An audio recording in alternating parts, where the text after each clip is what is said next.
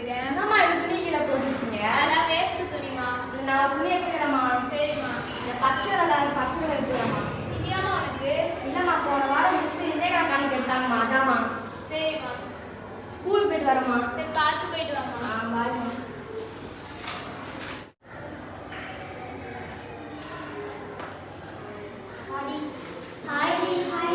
சாப்பிட்டீங்களா? சாப்பிட்டியா?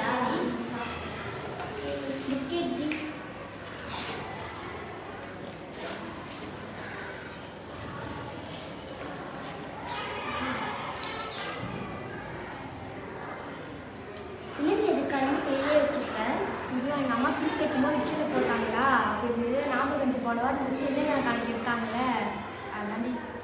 ஒரு ஈரல் பட்டினா இருக்கான்னு பார்க்குறேன்டி. வாடி பார்க்கலாம்.